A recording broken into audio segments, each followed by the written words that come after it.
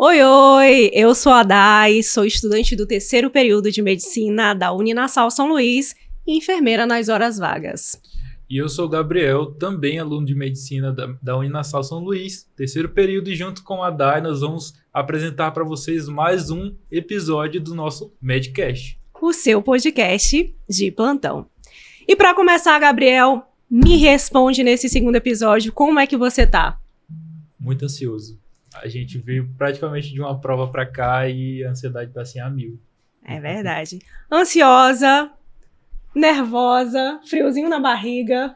E eu vou fazer o gancho, Gabriel. Você deixa eu fazer o gancho? Pode fazer o gancho. Tem certeza que eu faço esse gancho, Gabriel? Absoluto, pode fazer. Melhor pessoa para conversar com a gente hoje precisava falar sobre o quê? Saúde mental. E esse é o nosso tema de hoje. E para isso, ninguém melhor do que o psiquiatra Aníbal Diniz. E para começar a nossa anamnese, doutor Aníbal, a primeira pergunta é: quem é o doutor Aníbal? Olá, boa noite, Gabriel, Dai, muito Boa obrigado noite. pelo convite. Eu fico feliz em poder participar e contribuir. Então, meu nome é Aníbal Diniz, como você falou, eu sou psiquiatra, tenho uma formação como médico pela Universidade Estadual do Maranhão e assim que eu terminei a faculdade, em 2018, eu ingressei na residência. Na residência de psiquiatria são 3 anos, então eu fiz a residência entre 2018 e 2021 e após a residência eu entrei no mercado de trabalho. Hoje eu atuo como professor também na Universidade Selma. Eu tenho especialização em psicopatologia. A minha psicopatologia é a fenomenológica. Acho que a gente pode falar um pouco sobre isso no decorrer da entrevista. É um tipo de psicopatologia, vamos dizer assim. Tenho título em psicoterapia pela Sociedade Brasileira de Psiquiatria. E agora eu estou ingressando um novo desafio, que é o mestrado. É o mestrado em psicologia pela UFMA, né? O próximo desafio, né? Certo, doutor Aníbal. E para começar a falar sobre saúde mental, eu acho que é super interessante a gente começar a entrar em terrenos que muitas vezes sofrem muitos tabus, né? Eu falando, não sei nem se posso falar isso, mas vou falar. Eu sou uma paciente que sou diagnosticada com depressão, tenho 10 anos, e durante esse tempo eu já escutei muito das pessoas algumas frases muito cheias de preconceito, como, por exemplo, aquela famosa que depressão é frescura, que ansiedade é frescura. E aí a pergunta que eu quero começar a lhe fazer é a seguinte: afinal, o que é a depressão? Essa é uma pergunta muito importante e que eu acho que a resposta a essa pergunta ficou um pouco de lado da forma como a gente tem feito o diagnóstico de depressão ultimamente, né? Então, atualmente a gente faz diagnóstico de depressão através dos critérios do DSM, né? Então, se você sente tristeza intensa por mais de 2 semanas, junto com a falta ou dificuldade de sentir prazer por mais de 2 semanas, além de outros sintomas acessórios, você pode receber o diagnóstico de depressão. Agora, a gente utiliza isso como um guia, mas não necessariamente falar sobre isso é uma resposta para o que é depressão. Então, muita gente hoje acredita, né, e é senso comum, pensar que depressão é igual a tristeza. Que na verdade são coisas bem... não são coisas tão diferentes, mas são coisas bem distintas. Então, a depressão é algo que é além da tristeza. É uma tristeza que vem e permanece, e além de permanecer, ela dá uma espécie de paralisação da vida.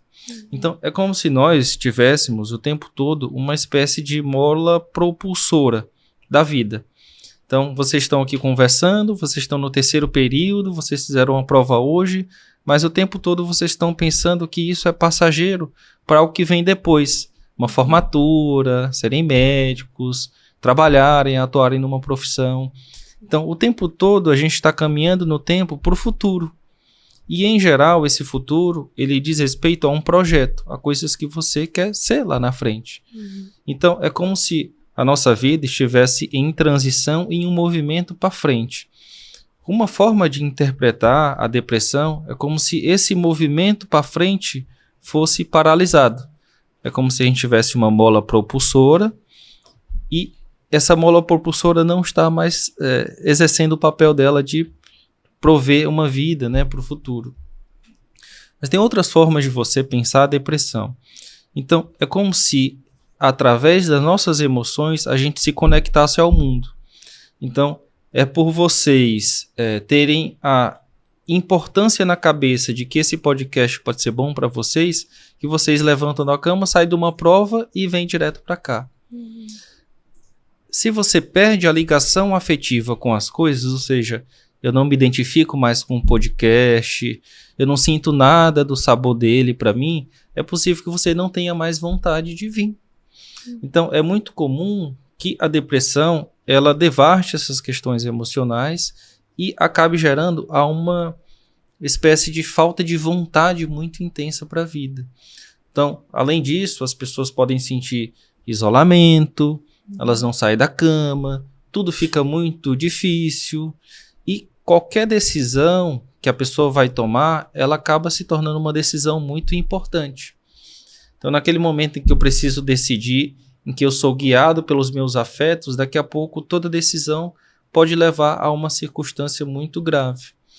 Então, é muito comum nas pessoas assim se sentirem culpadas com muita frequência, muito responsabilizadas com tudo, se sentir um peso para a família, porque o movimento dela natural da vida, ele foi sendo perdido nesses casos, né? Então, a gente pode descrever a depressão por várias faces, vários aspectos, assim. Mas, de maneira geral, o que é o cerne da depressão é uma espécie de sensação de desconexão com os afetos da vida e, como consequência disso, uma espécie de paralisação.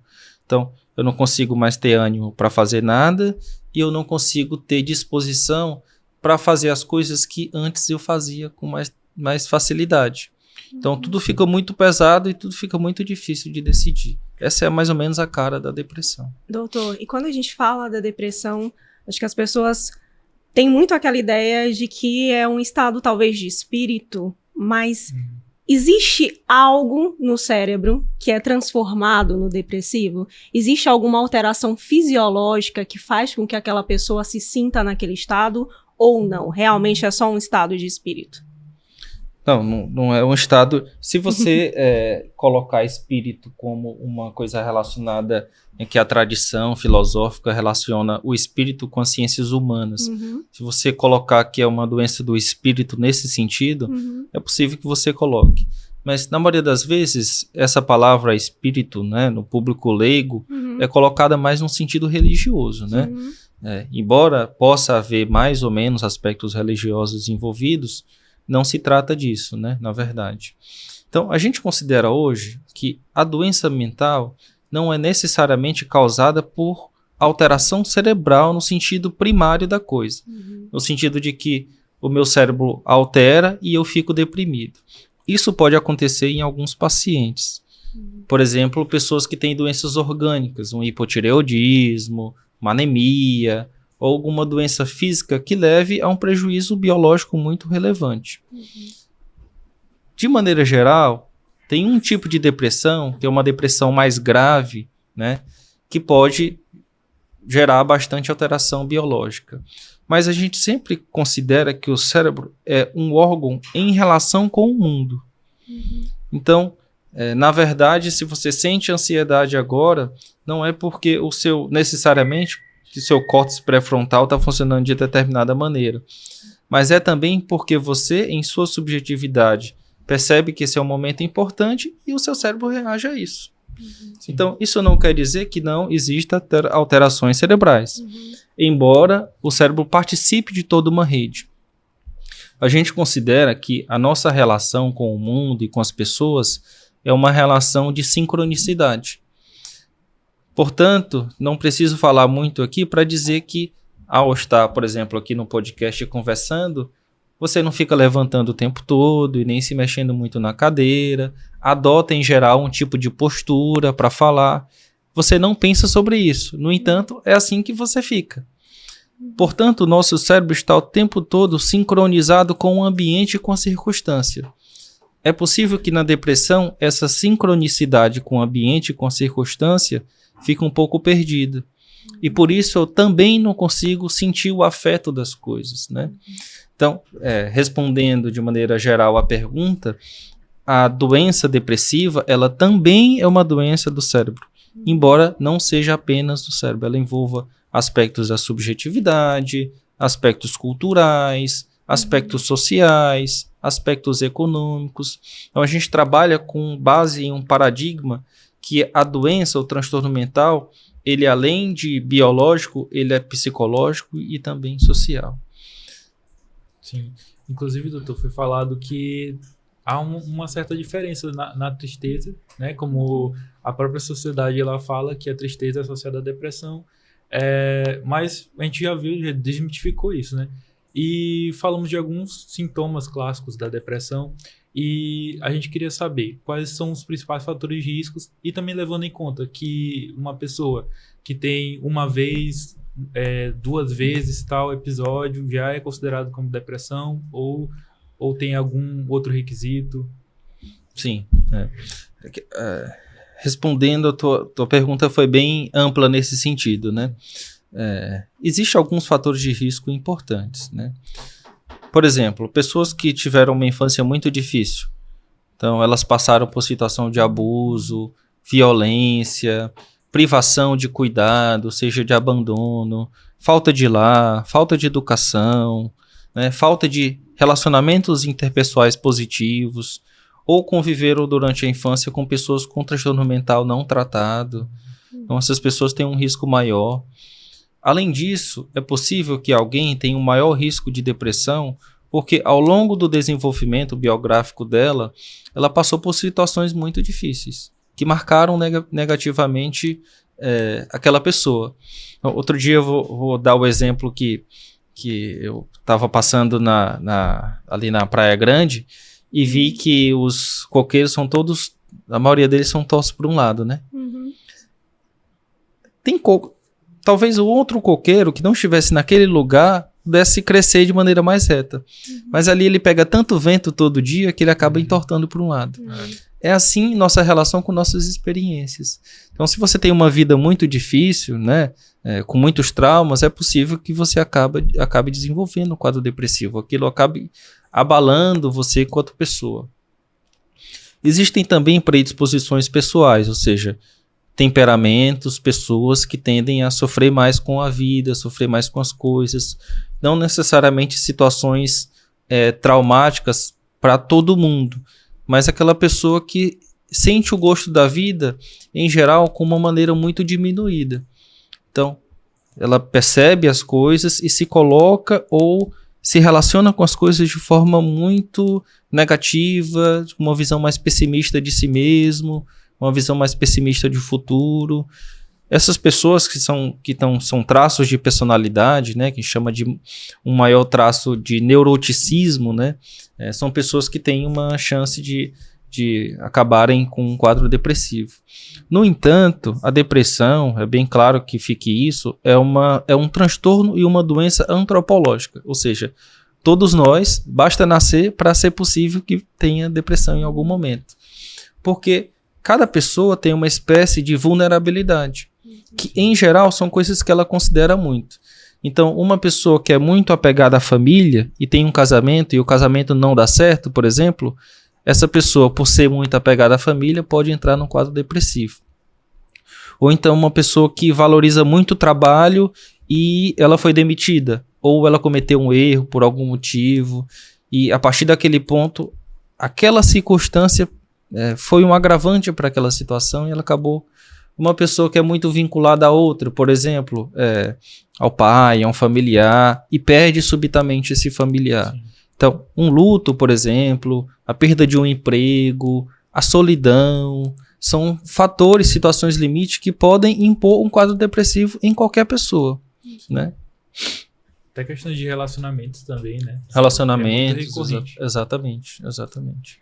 Doutor, e falando sobre a ansiedade, eu acho que a gente vive numa sociedade em que o termo ansiedade muitas vezes é usado. Mas o que diferencia essa ansiedade do transtorno de ansiedade generalizada? Qual é a diferença de uma para outra? Sim. Interessante essa pergunta, porque ansiedade, assim como tristeza, a ansiedade é uma emoção natural. Todos nós temos um pouco mais e um pouco menos de ansiedade, a depender da circunstância. Então, quando é que eu vou dizer que eu tenho um transtorno de ansiedade, né? Em geral, a gente tende a classificar os transtornos de ansiedade em termos de sofrimento pessoal. Então, se eu tenho uma ansiedade que me causa muito sofrimento o tempo todo, por um grande período de tempo, 1 mês, 6 meses, é possível que essa ansiedade já não seja tão saudável assim. Uma forma de você tentar diferenciar também é que a ansiedade, ela vem como um estímulo para você se proteger. Então, se você é o homem das cavernas, você precisa ter um pouco de ansiedade do urso, dele entrar na sua caverna e fazer algum mal para você e para sua família, mas essa ansiedade faz com que você se previna, coloque obstáculos. Então, é uma ansiedade que tem uma função protetora. Sim. Em geral, as ansiedades que são patológicas, né, elas acabam perdendo essa função. Então, eu vou fazer uma prova, mas eu fico tão ansioso para essa prova que ao invés de me preparar melhor, eu simplesmente não consigo estudar.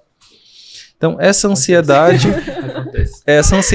pode ser uma ansiedade que pode estar mais prejudicial nesse sentido, né?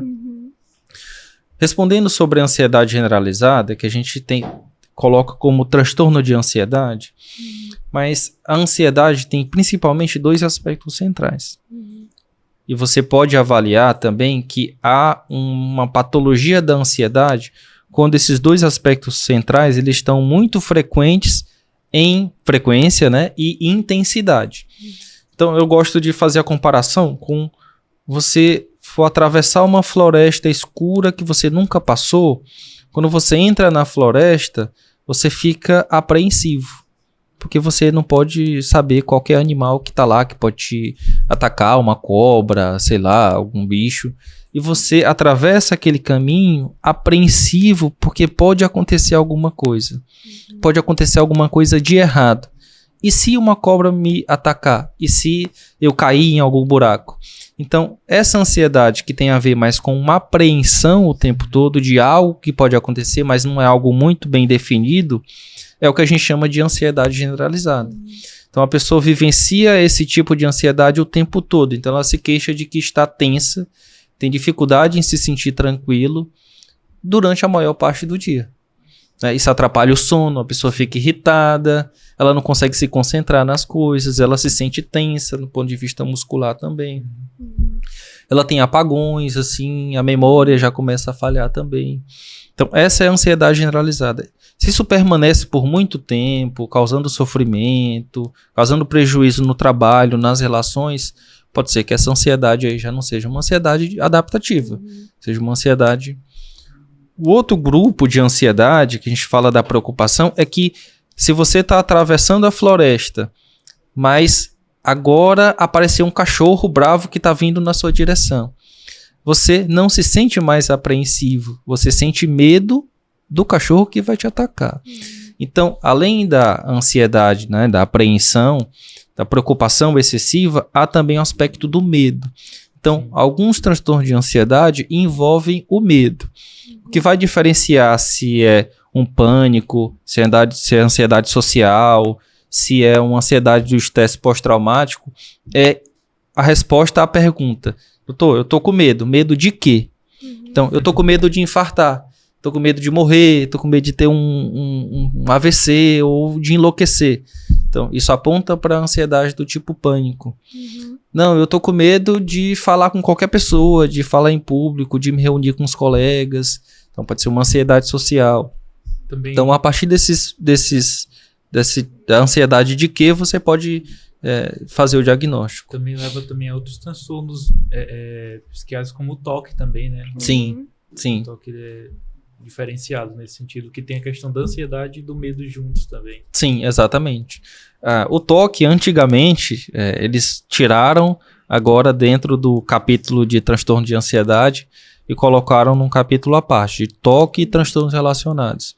Mas, eventualmente, depois eles mudam de ideia e botam dentro dos sintomas de ansiedade também. Porque o TOC envolve bastante a ansiedade E o aspecto central do toque é a presença de pensamentos que você não controla. Em geral, são pensamentos que você não queria ter. E é necessário que você, para diminuir aquela experiência ruim do pensamento, faça alguma coisa para diminuir.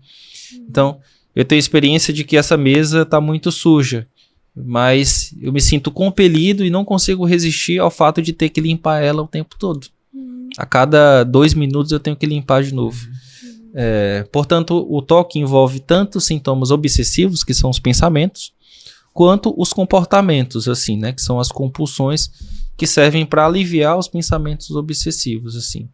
Mas, de maneira geral, o paciente com toque é aquele paciente que não consegue vivenciar o mundo em sua incompletude, em sua, né, de forma... Então, se eu consigo conviver com o fato de que essa mesa não está nem 100% suja e nem 100% limpa. É pelo fato de conviver com isso que eu consigo utilizar ela enquanto mesa. Mas enquanto eu não saber conviver, ou ela está 100% suja ou 100% limpa, eu não consigo utilizar ela na sua função de mesa. Portanto, o toque envolve todos esses sintomas, assim. Doutor, e nós vivemos numa realidade de redes sociais, né? A nossa vida está aí todo o tempo sendo mostrada, a gente está consumindo a vida das outras pessoas. Essa exposição nas redes, ela acaba sendo um gatilho para essa ansiedade, em que as pessoas têm falado muito, em que as pessoas têm reclamado muito, dizendo que estão ansiosas. As redes sociais, elas têm sido um gatilho real para isso ou não? Com certeza, né? No sentido da exposição, principalmente, assim, né? Porque antigamente você só era visto por os seus amigos da rua, os seus familiares. Hoje em dia você é visto por todos, né? E ao longo do nosso desenvolvimento, a gente vai aprendendo que nós somos sempre olhados por um outro. Tem sempre o outro que me olha, e esse outro que me olha pode inclusive me julgar, né? Então, eu vejo que tem um outro que me julga e eu não tenho controle de que forma ele vai me julgar, vamos dizer assim, né? Então, é como se nas redes sociais esse julgamento, né, fosse muito mais ampliado de determinada maneira, né? E se eu tenho várias pessoas que podem me julgar, várias pessoas vão julgar positivamente e várias pessoas vão julgar negativamente. Se você tem alguma predisposição a valorizar os aspectos mais negativos do que o outro pensa de você, pode ser que você sofra muito mais, né? Então, essa questão, assim, que tem a ver com nossa época, né? Enquanto pessoas expostas ao julgamento, às relações, é muito marcante, sim, né? Fora que você está sempre aquém, né? Então a gente vê muito isso nos adolescentes. Então, não, doutor, eu não estou magro o suficiente, eu não sou competente o suficiente, porque tem uma pessoa na internet mais competente do que eu. A comparação, né? Então, a pessoa, mas você está se comparando com uma pessoa que você nem sabe como é que é, você só existe na sua cabeça, aquilo que ele está mostrando lá nas redes sociais, né? Então, essa questão que tem relação com a internet, a forma como a gente se relaciona hoje, com certeza tem um impacto hoje em dia no desenvolvimento e no agravamento dos transtornos mentais. Com certeza. E assim, inclusive, tem até situações recorrentes, sabe? Tipo, de famosas. E quando eu tava vendo, desses últimos dias, teve o negócio da Virgínia, né? Que ela foi chamada pra fazer parte da escola de samba, e ela mostrou a dança dela, e a dança foi criticada, foi feita vários memes, e assim, com certeza tem um impacto na vida dela, com né? certeza. Então, apesar de ela mostrar que tá tudo bem, leva na esportiva, mas com certeza tem um impacto não só na vida dela, mas como de várias pessoas que já sofreram esse tipo de condição, né? Sim. E em questão de adolescentes, até o cyberbullying também. Sim. E ali fica uma terra de ninguém, né? A pessoa comenta e ela acha que ela tá... protegida. Ela tá protegida, ninguém sabe quem eu sou, eu posso fazer qualquer tipo de comentário, assim, né? Sim. Então isso é muito... E às vezes a pessoa lá na internet, ela despeja as frustrações que ela tem em relação a ela mesma em uma outra pessoa, né? Só que quem tá vendo ali não vai receber daquela maneira, né? Sim, a gente também não sabe quem é que tá lendo os comentários, né? A gente Sim. não sabe quem é que tá recebendo. Enfim, e as telas, doutor? Sim, eu sou eu sou pai de menina de 4 anos e tô convivendo aí com essa dificuldade, assim, né? O excesso de telas realmente tá levando as pessoas a adoecerem mais mentalmente ou não? Sim, eu penso que sim. Toda vez que eu falo nesse assunto, eu falo de um filme chamado Dias Perfeitos. Tem na plataforma MUBI. É um filme bem legal, porque ele mostra exatamente o contrário do que a gente está vivendo hoje. Uhum. Ele é um cara que ele sai de manhã cedo, ele tem um toca-disco, assim, que ele coloca a fita. Então, ele não tem o Spotify, que tem todas as músicas do mundo disponíveis, assim. Ele não tem celular. E o que ele tem é uma câmera não é nem digital, aquela fotografia que ele vai lá e... Então, ele tem quase nada de estímulo de tecnologia na vida dele. E você imagina que essa pessoa tem uma vida muito tediosa. Só que essa falta de estímulo propicia que ele faça coisas que ele realmente se identifica. Então essa falta de estímulo faz com que ele desenvolva uma identidade também. Quem que ele é, qual que é a música que ele gosta, qual que é o disco que ele gosta.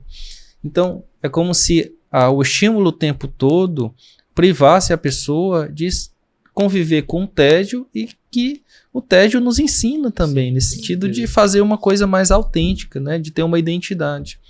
Então, acho que, além da consequência de estímulo da dopamina o tempo todo, então por isso que está todo mundo desatento, né? Uhum. Que ninguém mais tem paciência para ler um livro, para ler nada, né? É tudo muito vídeo. O vídeo você pode botar 2 vezes, né, também. Então tá todo mundo muito acelerado.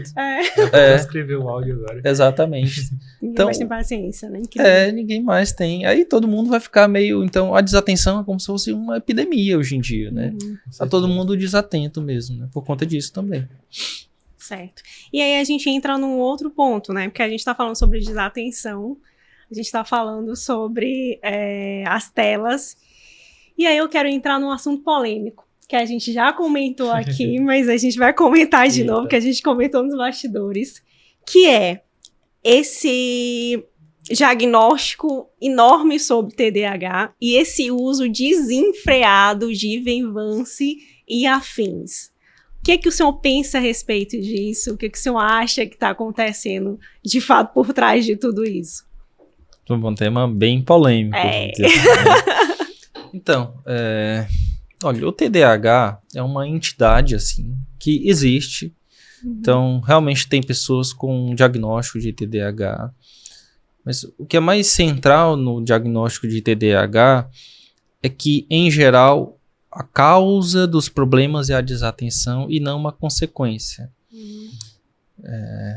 Portanto, um segundo aspecto muito importante, antes de prosseguir, é que, em geral, as pessoas com TDAH, elas apresentam isso desde a infância. Então, o TDAH está lá dentro dos transtornos do neurodesenvolvimento. Então, desde a infância, a família percebe que aquela pessoa é desatenta, impulsiva, dentre outras características do TDAH. O que a gente vê hoje na epidemia, vamos dizer assim, de TDAH, é que são outros fatores, como, por exemplo, o excesso de tela, que prejudicam a atenção. Porque a atenção é como se fosse uma espécie de músculo que precisa ser fortalecido para ele ficar mais hipertrofiado. Então, se você não para em nenhum momento para ler com mais profundidade, para suportar o tédio, para fazer uma coisa por muito tempo, você não vai conseguir estimular a atenção. Ela precisa de estímulo também. Um outro ponto importante é que eu estava conversando com vocês sobre isso antes, né? As funções mentais que a gente divide de maneira teórica. Então, quando você fala atenção, parece que é uma entidade separada lá no cérebro. Não, tem uma atenção, tá bem aqui, eu tô com problema nessa áreazinha. Como se fosse. Mas isso não tá tudo muito conectado. Sim. Então, se a pessoa tá com problemas com ansiedade, se ela está com problemas com o humor, se ela tem depressão, se ela tem transtorno bipolar, se ela tem toque, por exemplo, em geral, a atenção também vai ser prejudicada. Então, é necessário, muito importante, um profissional para exatamente diferenciar se a pessoa está desatenta por algum motivo. E não já considerar que toda desatenção é um TDAH. Se você faz isso, você está tratando só a consequência, vamos dizer assim. E na maioria das pessoas, o uso da medicação nem vai melhorar. Então, esse é um outro ponto muito importante, que há uma espécie de engano em relação ao efeito do psicoestimulante. Para a pessoa, às vezes, se sentir mais energizada e perder um pouco do sono, ela acha que o desempenho dela está melhor. No entanto, para os pacientes que não têm TDAH, tem se observado que o desempenho não é melhor com o uso do psicoestimulante. Portanto, não tem benefício do uso e você, ao contrário, você está se expondo exatamente aos riscos, porque não são medicações isentas de risco, e não está tendo benefício nenhum com aquele tratamento. Então, embora você ache que seu desempenho está melhor, a pessoa perde sono, fica irritada, tem oscilações de humor, fica deprimida no final do dia, fica mais irritada, briga com o pai, com o namorado, com o cachorro. Então, as consequências para fora disso são também precisam ser colocadas na balança e, em geral, a pessoa que está usando sem prescrição médica não tem condição de fazer essa avaliação, né? Então, acho que é um tema bem polêmico, assim. Esse movimento do uso de Venvanse está acontecendo, mas eu acho que em algum momento isso vai esfriar. As pessoas vão perceber que, as pessoas principalmente que não têm TDAH, que não há um benefício do uso do Venvanse ou da Ritalina. E se realmente elas tiverem um diagnóstico, sim, é um benefício bem, bem importante, né? Uma coisa interessante daí, que era uma dúvida minha, sobre o seguinte: a gente já falou aqui de depressão, ansiedade, e uma coisa a maioria das pessoas sempre tem na cabeça que o remédio é a primeira escolha. E você, quanto psiquiatra, quando sempre é necessário que haja primeiro o remédio, ou cada paciente necessita de uma nova alternativa, o remédio sempre vai ser a primeira escolha? Sim. Um guia que a gente usa para diferenciar a pessoa que precisa da que não precisa do remédio é a gravidade dos sintomas.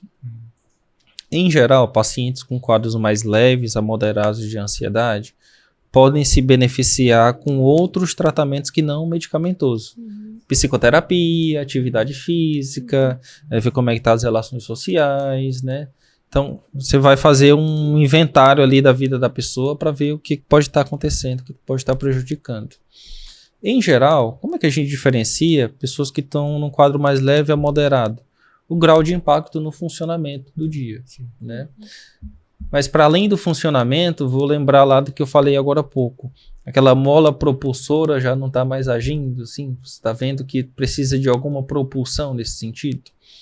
Ou então pessoas que já tentaram, já modificaram toda a vida, foram para psicoterapia e mesmo assim estão muito sintomáticas. Então, essa pessoa também pode ter benefício da medicação, porque eventualmente é o mecanismo a mais que a medicação propõe que o paciente pode se beneficiar nesse sentido. Um outro ponto muito importante é a gravidade no sentido dos comportamentos. Então, você vê que o quadro é mais grave quando a pessoa muda muito. Então, eventualmente a pessoa se modifica um pouco, mas a família reconhece que é aquela pessoa ainda. Mas pode chegar num quadro tão grave que a pessoa muda tanto que a família não reconhece mais. Então, ela nunca foi assim e ela está desse jeito agora. Então, nunca foi violenta, nunca foi muito agitado e agora está assim. Então, isso é um ponto que eu queria até abrir o parênteses, porque em psiquiatria a gente tem dificuldades em relação aos sintomas, porque os sintomas não são patognomônicos. Na medicina a gente vê um sintoma alérgico, quer dizer, Fleisch, patognomônico de determinada doença, né? Em psiquiatria não tem sintoma patognomônico. Então, o que ajuda a gente a saber que é um sintoma é quando a pessoa se modifica em relação a ela mesma no passado. Aquele sintoma não pode ser muito compreendido, tanto pela pessoa quanto por um familiar. Tá estranho isso que eu estou sentindo, né? Então, outro ponto que, voltando, né, que pressupõe gravidade é ideação suicida, por exemplo. Então, se alguém está deprimido a ponto de ter ideação suicida, isso é um alerta para que aquela depressão ela não é tão simples, né? Ela não é uma depressão leve. em geral, as depressões leves ou os não adoecimentos, eles não cursam com ideação suicida. Na maioria das vezes, os pacientes que têm ideação suicida estão em um adoecimento mental mais grave, né? Então, de maneira geral, a gente tem medo de morrer, né? Se você está querendo morrer, está desejando ou planejando isso, é possível que você tenha um sofrimento que precisa de ajuda, precisa de acolhimento e cuidado, assim, né? Sim. Falando sobre esse tema que é um tabu muito grande na sociedade, né? A gente está passando pelo Setembro Amarelo e falar de suicídio é um tabu que, por mais que tenha campanha já faz um bom tempo, ainda é algo que mexe muito com as pessoas. A gente vê que as pessoas parecem que não lidam muito bem com isso. Doutor, existe algum sinal de que a pessoa que está nesse adoecimento, ela pensa em se suicidar? Como que, por exemplo, eu fazer uma pergunta como, né, para um profissional? Tem como você, como profissional que acompanha um caso, desconfiar que aquele paciente ele pensa em se suicidar, ou é realmente algo assim que aquela história que as pessoas costumam dizer que é muito cheia de preconceitos mesmo, de que quem quer se matar não fala, não avisa, ou existem sim sinais para isso? Não, existem sinais, com certeza, né? Na maioria das vezes, o paciente, ele dá algum sinal, ele avisa, ele fala para alguém que não está bem. Então, tem pesquisas mostrando que a maioria das pessoas que cometem suicídio, nos 6 meses anteriores, elas procuraram ou a ajuda de um psiquiatra ou a ajuda de um médico, de um clínico. Então, é importante para vocês que estão aí na clínica, aquele paciente idoso ou aquele paciente que sempre vai toda semana com um sintoma que nunca melhora. Você pode perguntar, mas você está bem, né? Essa pergunta ela é uma abertura para a pessoa falar o que ela está sentindo realmente, né? Então, na maioria das vezes, a pessoa procura, sim, ajuda, né? Às vezes, a gente que não está com os ouvidos, né, preparados ali para prestar atenção. Agora, é possível e é uma boa parcela de pessoas que cometem suicídio de forma impulsiva. Então, a pessoa estava relativamente bem, mas ela rompeu com o namorado, assim, é uma pessoa mais impulsiva. Naquele momento, ela pode tomar muitos remédios ou fazer alguma coisa, porque é um ato impulsivo também. Agora, isso não é via de regra. A maioria das pessoas, antes de cometer suicídio, elas passam bastante tempo na dúvida, em cima do muro, vamos dizer assim. Eu vou me matar ou não vou me matar? Eu não queria me matar, mas eu acho que isso é uma forma de resolver o que eu estou sentindo agora. Então, às vezes, essa pessoa decide em algum momento que o suicídio realmente é a solução e ela fica até bem depois. Porque é como se ela tirasse um peso das costas. Então, eu decidi agora eu posso ficar bem porque eu decidi que eu vou me matar. São aquelas fases que tem relação àquelas fases da morte, né? Sim. Que termina com aceitação, começa com a negação. É como se fosse isso. É tipo isso. Ela aceitou agora que realmente essa é a melhor decisão. E, em geral, essa pessoa que aceitou, ela toma providências. Então, ela espera todo mundo sair, fecha a porta, ou escreve uma carta. Então, o paciente, um idoso que vai na funerária, que prepara, vê como é que vai ser o enterro, né? Então, a pessoa que que tem uma intencionalidade suicida maior, ela se prepara, vamos dizer assim. Sim. Ela deixa alguma coisa para o que vai acontecer depois. E você pode ir pegando esses sinais. Mas um sinal que pode aparecer antes, eu queria destacar muito isso, é que a maioria das pessoas que cometem suicídio tem algum problema de saúde mental. Portanto, a principal forma de prevenir o suicídio é tratar as doenças mentais e o sofrimento mental antes, né, de que isso, né, aconteça. Então, não às vezes a família tenta, não, que ele não tá bem, é só frescura, né? E às vezes o adolescente, por exemplo, fala em suicídio como uma forma de mostrar para a família que o que ele está sentindo tem que ser validado. Então, é uma forma de se comunicar. Então, às vezes, o paciente ou a pessoa que está passando por algum problema, ela avisa dessa maneira, tentando se machucar, mostrando para alguém que tem alguma intenção, falando uma frase com duplo sentido. Portanto, falar, por exemplo, que quer morrer para alguém, isso precisa ser escutado e acolhido de maneira urgente, vamos dizer assim, né? Algo que tende a ser grave na maioria dos pacientes.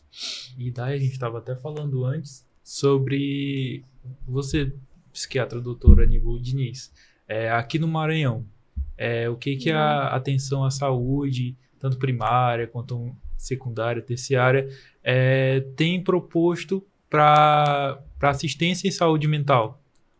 Sim. Olha, isso é um outro tema muito importante, porque a gente fala de suicídio, mas a gente tem que falar de prevenção. E prevenção do suicídio tem relação também com acesso. Sim. Então, se você está com pensamento de suicídio, aí vai marcar a consulta para pegar o encaminhamento para o psiquiatra. Sim. Aí a consulta você não consegue, tem que chegar 3 horas da manhã lá na UBS para entrar na fila e conseguir. Aí você pega o encaminhamento para o psiquiatra, ele só tem vaga para daqui 2 meses, 3 meses. Então, esse gargalo do acesso à saúde é um fator muito importante. Muito importante. E hoje em dia, com o aumento dos casos, né, o Estado, né, o serviço público de maneira geral tem que se preparar para acolher essa população. Eu vou dar um exemplo prático. Na maioria das vezes, quadros leves podem ser tratados por um clínico. Então, isso é um ponto importante, vocês que estão fazendo medicina.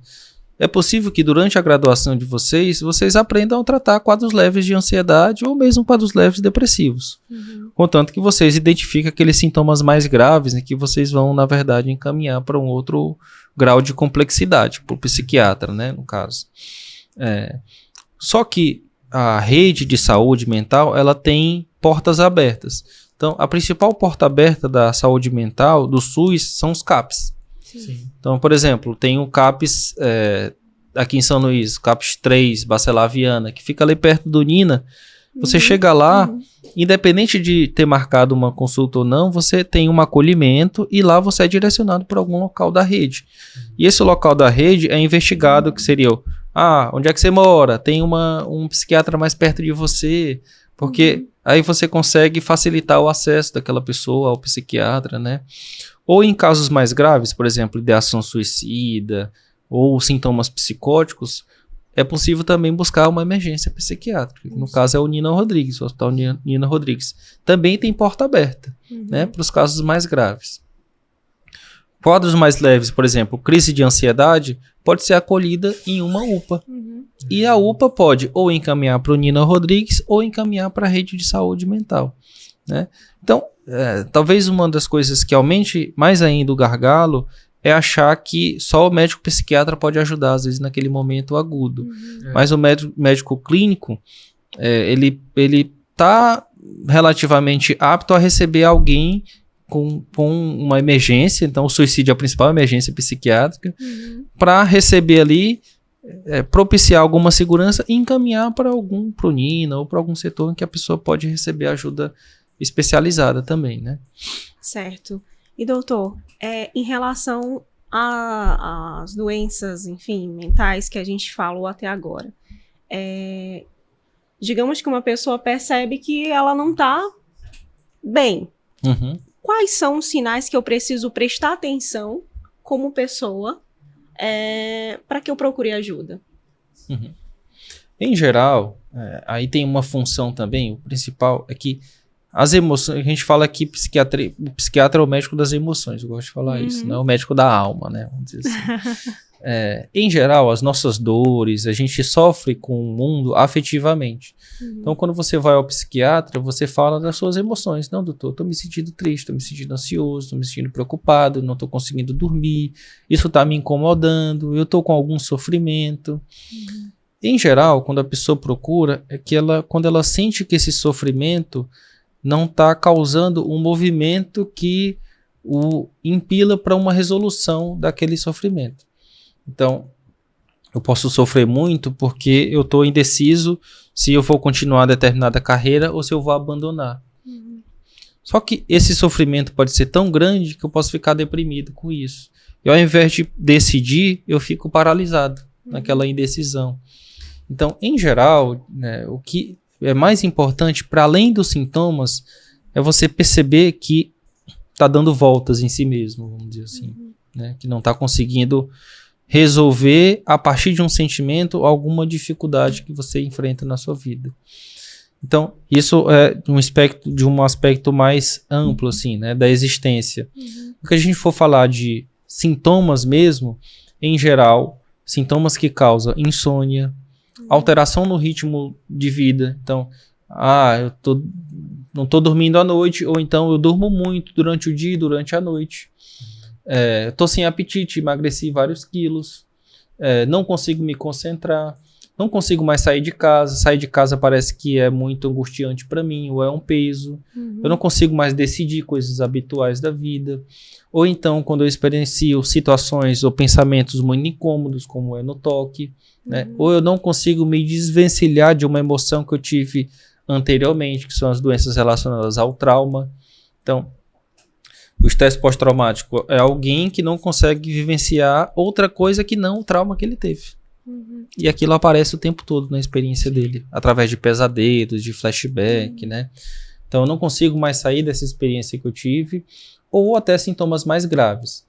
Né? Agitação, compulsões que eu não consigo mais decidir, que a gente considera também como sintoma a nossa capacidade de decidir. Então, eu posso decidir se hoje eu vou tomar uma cerveja ou não. A partir do momento em que eu consigo dizer não, eu tenho alguma liberdade para definir meu futuro. Mas se o uso do álcool, a cerveja, se impõe à minha experiência a ponto de eu não conseguir relaxar ou dormir ou descansar sem beber, então já não é mais uma decisão. Então, em geral, isso é uma outra característica dos transtornos mentais, em que eles nos privam da nossa capacidade de liberdade, ou seja, da nossa capacidade de decidir o que é melhor ou pior pra gente. Aí vem o vício também. Sim, os vícios, tudo. Então, há um outro, né, eu gosto bastante do conceito do Henriet, que é um psiquiatra, se eu não me engano, francês, que diz que a doença mental é uma espécie de aprisionamento. Então, você vai ver que a maioria das pessoas que estão com sintomas graves estão mais isoladas do meio.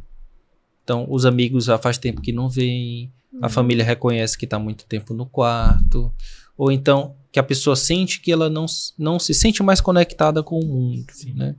Então, na maioria das vezes, pacientes mais graves, você não encontra tanto na rua, nos lugares, no shopping, nos shows, porque elas passam a não experienciar mais a vida de forma prazerosa, na maioria das vezes, ficando restritas e encarceradas em algum lugar. Né? Então a gente queria até ver mais pacientes na rua, nos lugares, mas uma boa parcela de pacientes que não estão bem acabam ficando muito mais tempo em casa. Então isso é um índice de que aqueles sintomas que a pessoa está vivenciando são mais graves e indicam a busca de um especialista. E como a gente poderia prevenir? Como que a gente poderia prevenir, por exemplo, alguns transtornos podem ter uma causa genética ou não. E a segunda pergunta, como que a gente pode prevenir para que, se tiver essa causa genética, a gente consiga não desenvolver? Quais são as ações que eu posso ter para tentar me desvencilhar dessa causa? Sim. Muito boa pergunta, assim. Em psiquiatria ainda, nós não descobrimos ainda uma causa específica genética para as doenças, embora elas tenham aspectos genéticos. Sim. Então, se você tem parentes de primeiro grau com depressão recorrente, você tem um maior risco de ter depressão, independente das outras coisas, só por um fator genético. A mesma coisa com transtorno bipolar, por exemplo. A mesma coisa com TDAH. TDAH tem um aspecto genético importante. 70% das pessoas com TDAH tem algum familiar com sintomas de TDAH também. Então, a genética é muito relevante para a psiquiatria, né? Mas ela não tem uma expressão completa. Vocês estão estudando genética aí.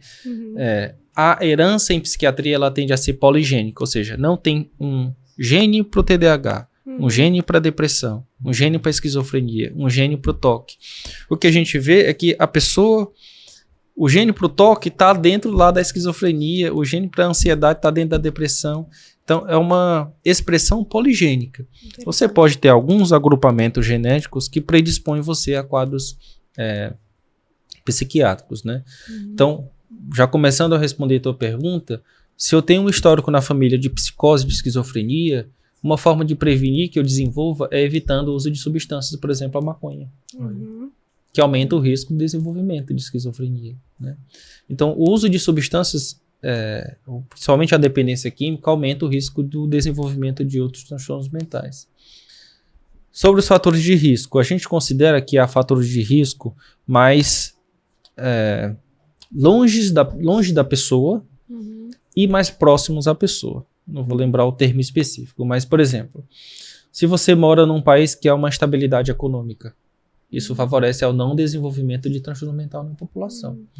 A gente vê, por exemplo, o crash da Bolsa de Valores norte-americana. O índice de suicídio aumentou exponencialmente por causa de uma condição econômica do país, vamos dizer assim. Então, o acesso à alimentação, à segurança, né, a qualidade de vida social, cultural, isso tudo influencia. Há outros aspectos que são mais próximos da pessoa. Por exemplo, se a pessoa está dentro de um grupo minoritário, se ela sofre racismo, se ela é de alguma comunidade LGBT, é possível que isso, não pelo fato de ser desse grupo, mas de sofrer preconceito. Sim, então, o preconceito aumenta o risco de desenvolvimento de algum transtorno mental, né? Outros fatores, por exemplo, fatores ambientais, se o meu grupo na escola sofria bullying, etc., coisas assim podem aumentar o risco. Outros fatores são mais proximais, então o desenvolvimento de uma infância o mais saudável possível, né, diminui o risco de transtorno mental lá no futuro. Uma família mais estruturada, os pais que tratam ou que não apresentam nenhum transtorno mental, né?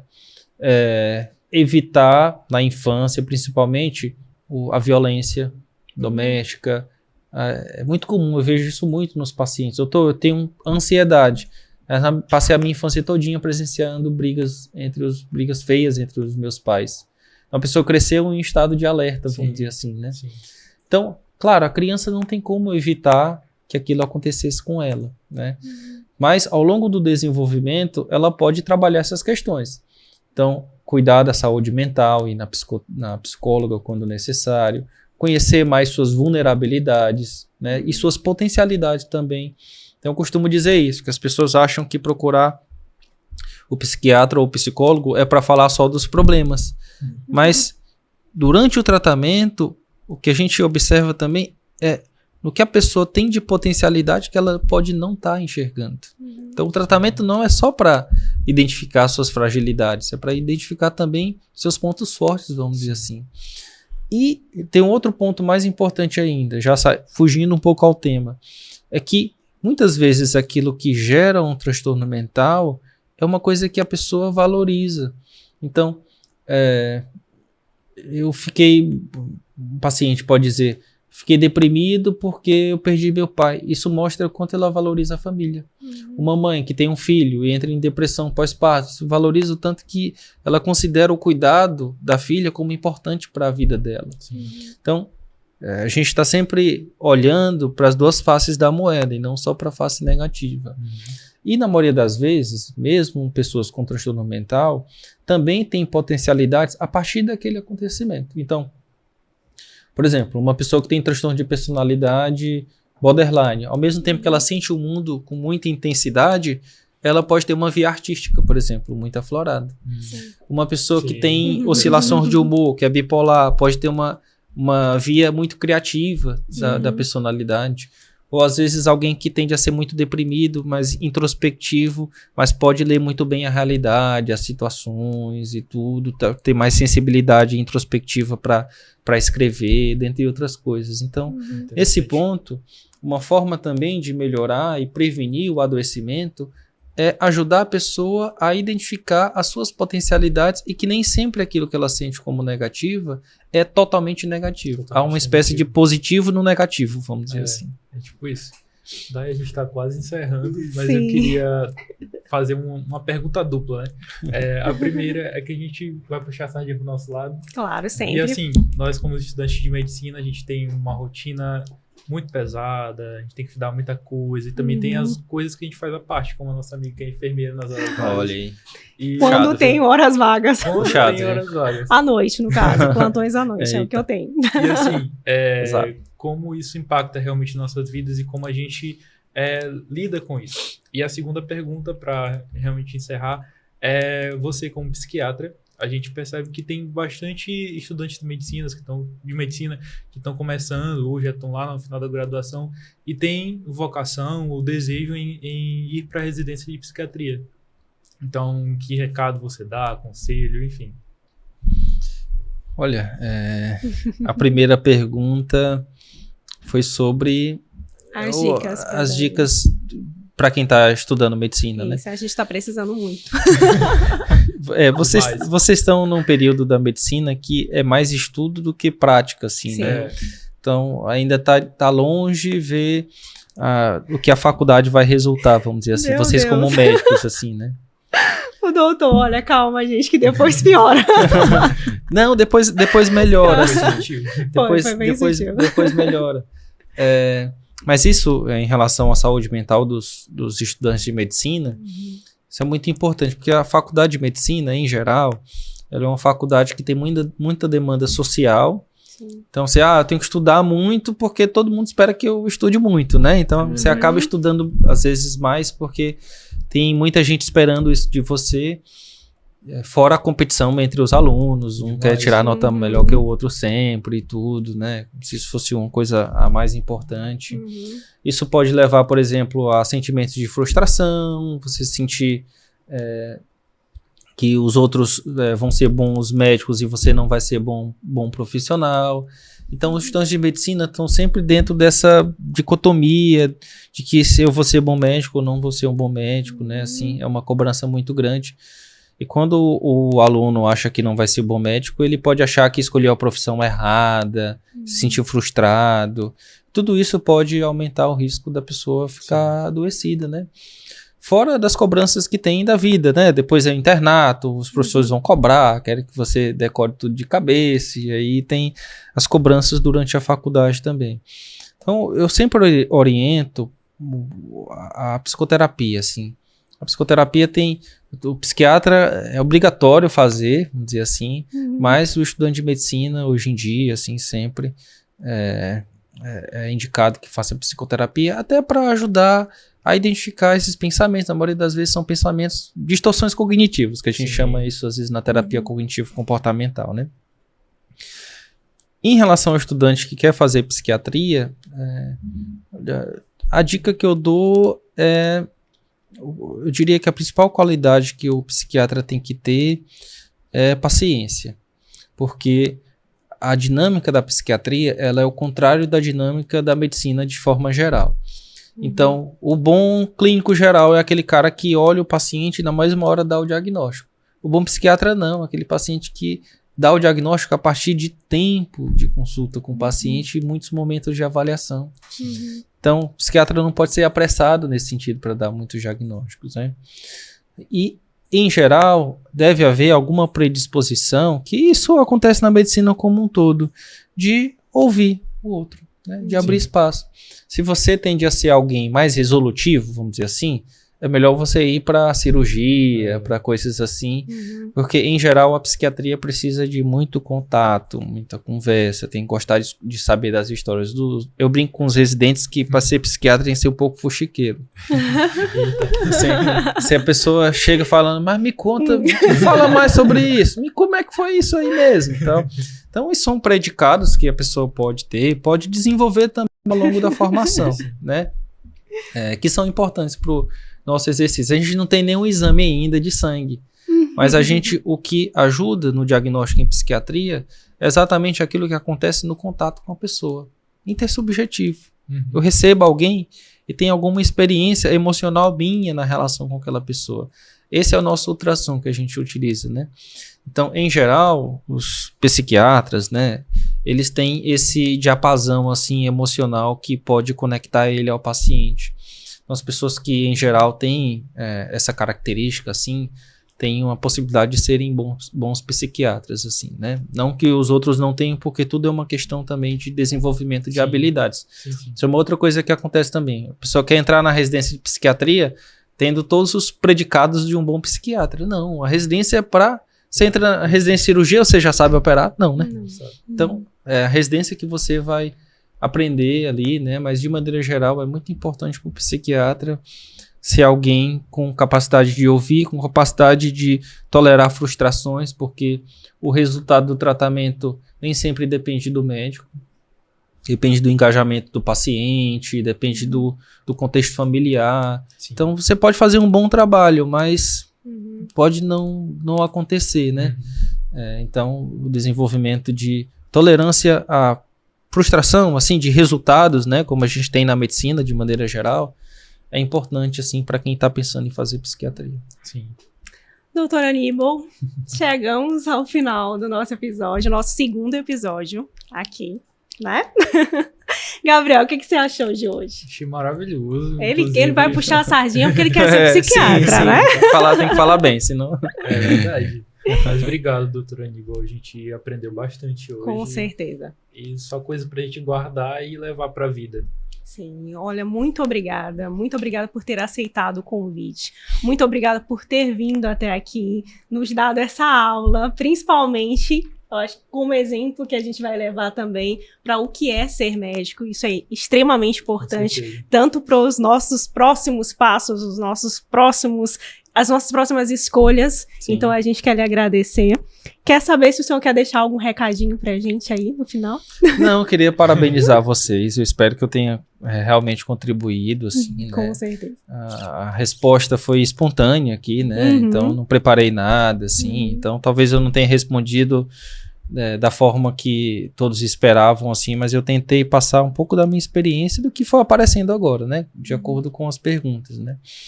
E eu desejo que vocês continuem estudando, né? Eu costumo dizer para os alunos, né? Eu recebo alunos também, que o médico que tem um pouquinho de psiquiatra também, ele acaba sendo um bom médico, independente da especialidade. Sim. Porque é alguém que está preocupado com o outro enquanto pessoa também, né? E a gente vê hoje em dia que o médico não pode ser aquele cara só que olha os exames, vê os sintomas, não. Tem que ser o médico que também conheça o outro, né? Conheça a pessoa, né? Então, isso é muito importante. Eu acho que esse é o recado que eu queria dar para vocês, principalmente. Muito obrigada. Obrigada mesmo. Vamos levar para a vida, a gente espera. E é isso aí, Gabriel. Chegamos ao final do nosso segundo episódio. E é isso. Para vocês que gostaram, a gente espera que vocês continuem nos acompanhando. E fim da consulta, alta concedida aí. Até o próximo check-up.